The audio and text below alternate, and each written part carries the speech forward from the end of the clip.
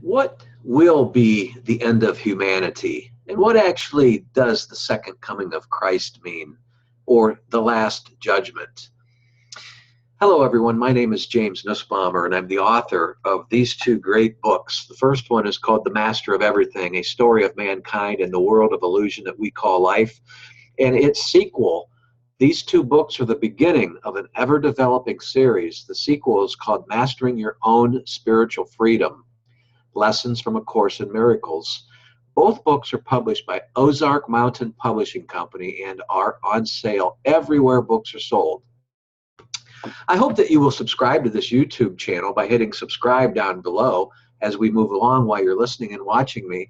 But I'd gotten a message from a very lovely couple if I pronounce the name, it's a little town outside of London, England, called Cambridgeshire, or would it be Cambridgeshire?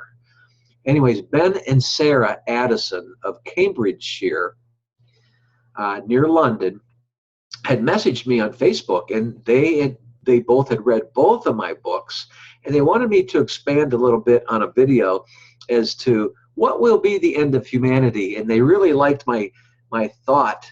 Actually, it was in the first book, and then I expanded more in the second book. But okay, I hope Ben and Sarah Addison, and they said that they did not mind me using their last name and saying where they were from, because they had said if anyone contacts them, they will gladly speak to them and say, hey, you need to buy James Nussbaumer's books, is what they said they would tell people. So, they're not fearing being hounded. So they said it was perfectly okay for me to mention their last name. Their surname is what they call it from that area. But, what will be the end of humanity? The second coming of Christ is when humanity's idea or dream of separate identities comes to an end. It will be when we all finally see we are all of the one mind, which is God, and having released ourselves from ego madness. Ego madness is that fearful and doubting and judgmental side to us that believes in separation and separate identities. The second coming of Christ will be when the ego-based mind of illusion has totally faded away. Christ's second coming is as certain as God, but does not involve the appearance of some man or woman. As I discuss in both of my books, it will be a return of our sanity. The ego will no longer exist. The second coming will be the gathering of all minds, including the mind of our elder brother, Jesus, as I explain in my first book. Our elder brother, Jesus, who came into the dream of separation and tried to show us the way out of the idea of sin while we live in the dream of this life and on this planet that we call Earth. Something we could never fully understand, a way out of the idea of sin. We will finally realize we have not been separate at all, but always have been of the one mind of creation, which is God. It will be our awakening right at home where we have been all along and have never left. This will be what we can call full atonement, or you can say at one-ment.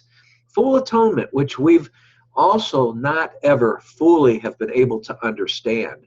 And we will see the full atonement as the invitation by God for the split mind or thoughts of separate identities to be completely healed and become one and whole. Our ego-based thoughts of separation will be swept over by the wholeness of eternity. The completed atonement is the shield and the sword. I say sword from where I'm from in Ohio, but the atonement, the completed atonement, is the shield and the sword worn by the whole Son, or we could say child of God, which has witnessed all minds being as one. The separated mind will be gone. A Course in Miracles helps us to understand how all that will remain is the whole Christ.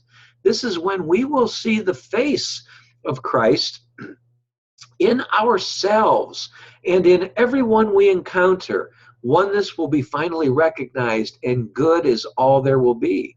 The second coming will end the lessons by the Holy Spirit, who's been teaching us and guiding us along the way to the awakening. But since the second coming will awaken us, the Holy Spirit will no longer be needed, making way for the last judgment, which will not be a process of condemnation by God, our all-loving Father, who would never want to condemn us for anything.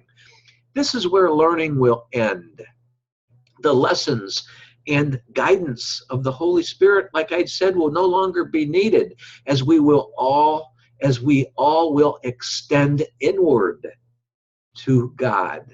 Everyone whose body that ever died or is yet to come, or who is present at this final tick of time, or the end of the dream, we can say, will be equally released from the errors he or she made out of ego-based thought.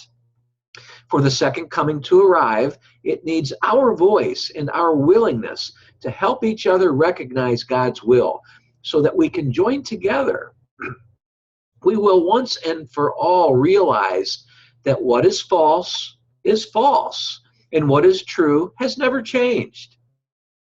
We will finally see that there has always been plenty of food to feed the hungry, for example, and that there's always been plenty of housing to shelter the homeless, without making judgments of their capabilities. There will be no winning or losing. These truths and eternity are what the last judgment will show us. There will be no punishment, as the ego has taught us all of our lives and generation upon generation. Rather, we will smile and give a sigh of relief that truth is finally accepted. It will put an end to all this nonsense and judgments made by perceptions. We only need to welcome the last judgment without fear of condemnation by God. God does not condemn, as I had said earlier. Only egos do. We're been so busy condemning each other. We will see the world as totally forgiven for all its errors, and we will see that sin never existed. Now, without cause and without a function, bodies will be useless. We will wake up from the dream. Since the dream of separation began millions and millions of years ago, or we could say an instant ago, the physical universe has been expanding in our ego-based mind. But now we will start to contract. The universe will start to contract. There will be one final contraction that ends the dream. It'll be a final heartbeat and a final breath of air. This is when, within an instant, the physical universe will simply have faded away. All material things, all material figures will become nothing, just as they've always been. The dream of separation will be no more, as our minds will be at home with God, where we'd been all along, but will now be fully awakened. Just be at home just as we've safely been all along. So for the time being, let's not place fear in God, only love. It's okay to look deep within and to help to heal all the sorrow and pain that the ego-based mind has made for us. Looking within will help you to be free and fearless, and to become a giver as well as a receiver of life. It is the Holy Spirit in the mind of both the giver and the receiver where the gift abides. It cannot be lost or taken away. Don't waste it. You have been given His lessons, and they continue, guaranteed by God while we're in this world, guaranteed by God, who we are of. The Holy Spirit is there to slowly awaken us from the dream. The Holy Spirit asks your help, since He is of you. Whenever your thoughts are lured to illusion of the ego that still attracts you, enter into a holy instant, which really means the timeless presence that you truly live in. Or, as my friend Eckhart Tolle would say, that's the now. It is as simple as being your true self. From there, let him release you from illusory thinking. He needs only your willingness to know that your own free will is also God's will. That's it. Your willingness does not need to be perfect because his willingness is perfect. It is his task to make your willingness perfect willingness. The Holy Spirit's perfect faith in your true free will becomes your faith in him. Out of the recognition of your own willingness, his perfect willingness will be given to you. Once you have this understanding, what concern then can the voice for God, the Holy Spirit, the voice for God, possibly have about how you use his gifts? He was given to you by your Creator while you dream of life in this world, to undo all those errors and to awaken. A holy instant, a present moment, is all it will take, whereas God, the Son, and the Holy Spirit are known by you as one mind. Therefore, you, as this oneness, as this wholeness, have become the master of everything.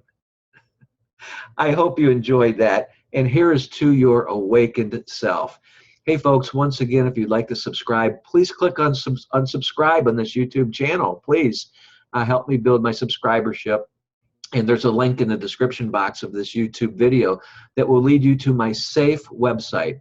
It will lead you to my homepage where both these books are on display, and it will give you links to Amazon and to my publisher, Ozark, of your choice, where you can order them from there. God bless you, and here is to your awakened self and to fearlessness, to living the life of your true free will and living your dreams and happy dreams. God bless.